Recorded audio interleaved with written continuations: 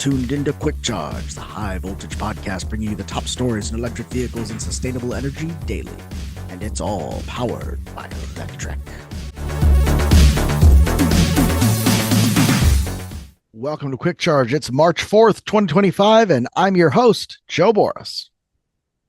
It's been a busy couple of days for Tesla, and the news has been all bad. Tesla sales are still crashing in Europe all through February. That's according to our Tesla expert, Fred Lambert, who put together as many of the sales numbers as we have available. The drop continues a trend that started last year for Tesla, but appears to have greatly accelerated in 2025 due to a host of new factors that includes Elon Musk's meddling in politics and the changeover of Tesla's most popular car, the Model Y. Now that data started to come in for February, the downward trend is more visible. In Germany, Tesla's down almost 60%. In Spain, it's down over 75%, with 30-40% being quite frequent throughout Central Europe. Now, that kind of sales slide, of course, is bad for the stock, and that is something that's very important to Elon, which is why he tried earlier this morning to pump the stock by claiming a 10x increase in profits. That pump failed as soon as everybody realized that that was already factored into the stock price, which is trading at about 150 PE ratio. In order to boost demand, though, Tesla is bringing back 0% loans on its Model 3 or $0 due at lease signing. Tesla's bringing back 0% APR financing to new Model 3 cars in the US in order to boost demand at the end of a tough quarter. Furthermore, buyers who qualify for the federal tax credit for EVs can get a deal for $0 due at signing and 0.99% APR. Zero due at signing with 0.99% APR for a term of 60 months when qualified buyers apply the $7,500 tax credit at point of sale. Not all applicants will qualify. Promotion is subject to change or end at any time and cannot be applied retroactively. Used vehicles and enterprise sales are not eligible. Tesla's bringing this deal only to the Model 3 because Model Y is in a bit of a state of flux as the new model rolls out. Now, Tesla is doing everything it can, pulling these demand levers in order to get forward momentum, but it doesn't seem like it's gaining traction in the way that these demand levers have in the past. Tesla stores got taken over by Musk protesters in New York over the weekend, with 9 people arrested, and over in Europe, more than a dozen Tesla cars were burned at the store.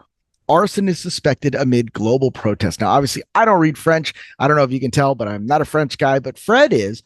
And he basically went through this sort of, I don't know if you want to call it a manifesto that was written by this group of protesters, but this was undoubtedly a call to burn down Tesla stores, which obviously we do not advocate. And Fred very wisely said, this is getting nuts. It's not only dangerous, but it's also not super effective in achieving the goal the protesters claim to want to achieve.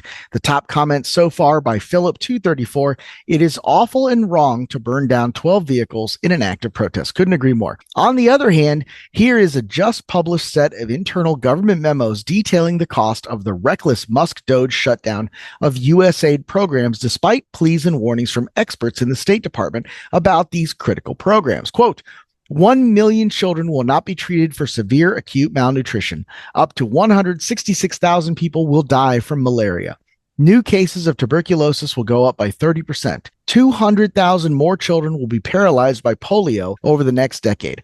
That's according to ProPublica and internal State Department memos. Now, I'm not suggesting that it's right to burn down a dozen cars, but I do understand the outrage over 200,000 needlessly paralyzed children and 100,000 more dead from malaria might make someone just so angry that they do something like this. Still wrong and counterproductive.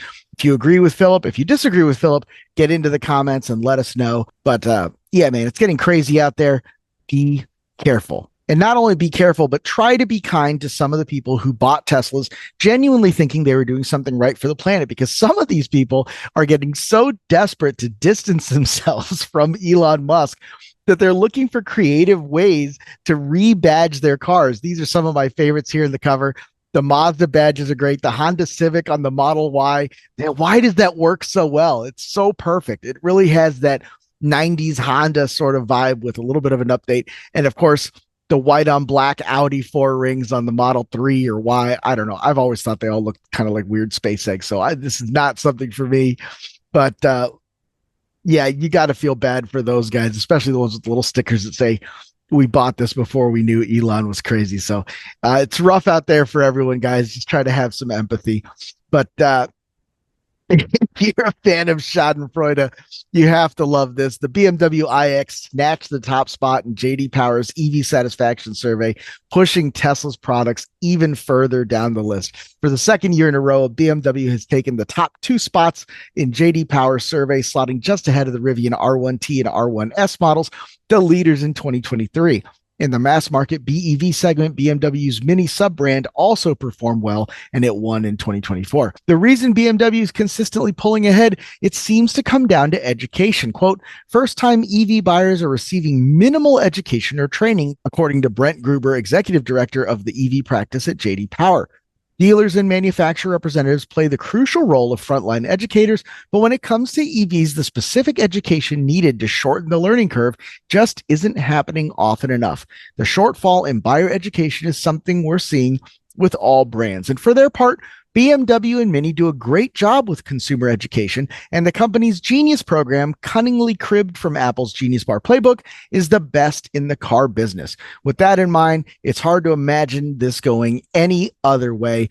You can see all of the JD Power standings for 2025, BMW iX and i4 in the top 2 spots, Rivian R1S in number 3, Tesla Model 3 is in 4th place, the Model Y slides just below the segment average, Polestar 2 is in there as well, love to see that. JD Power's US electric vehicle experience ownership study on the mainstream brands, Hyundai Ioniq 6, man, what a great little car that is, Kia EV6, Chevy Equinox, Hyundai Ioniq 5, Chevy Blazer right there, Kia EV, Hyundai Kona. I mean, great vehicles that we talk about here all the time, Ford Mustang Mach-E, Subaru Solterra.